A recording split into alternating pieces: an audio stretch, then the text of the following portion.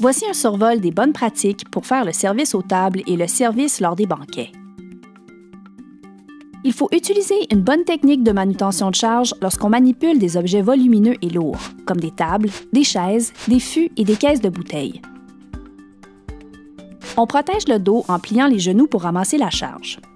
On force avec les cuisses en gardant le dos droit. Et lorsqu'on se déplace, on garde la charge près du corps, les bras tendus.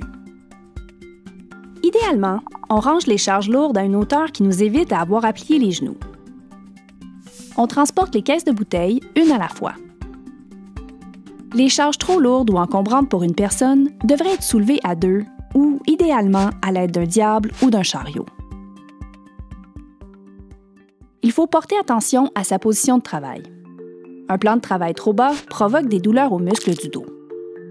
Un plan de travail trop haut entraîne des douleurs au niveau des omoplates, du cou et des épaules.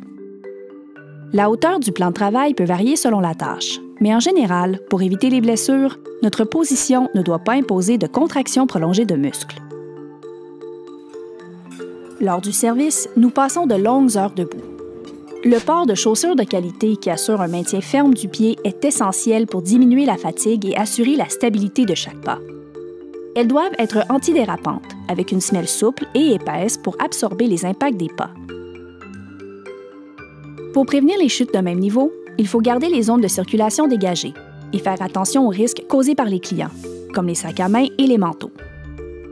Il faut rapidement signaler toute surface mouillée. Pour éviter les chutes de hauteur, il ne faut pas utiliser des boîtes ou du mobilier pour atteindre des objets en hauteur. On ne monte pas sur une caisse de lait, par exemple. On réalise le plus de tâches possible au niveau du sol. Sinon, on utilise un escabeau. Il doit être de grade 1 ou 2 et en bon état. Il faut l'installer sur une surface stable, au niveau et non glissante. Il faut sécuriser l'aire de travail afin d'éviter les collisions. Et il faut garder les mains libres en montant et en descendant afin de maintenir 3 points d'appui. Pour faciliter le service, on utilise des plateaux communément appelés torpilles.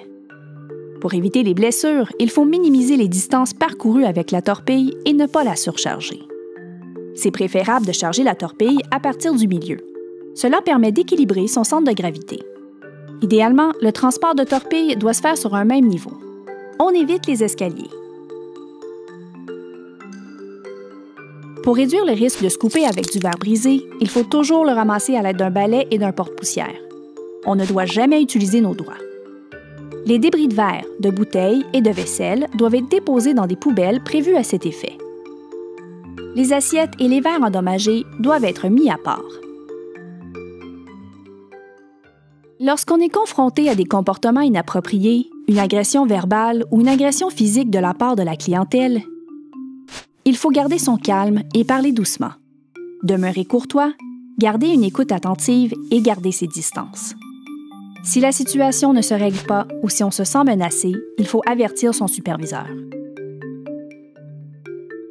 Ceci fait le tour des principaux risques et des mesures préventives lorsqu'on fait le service aux tables et le service lors des banquets.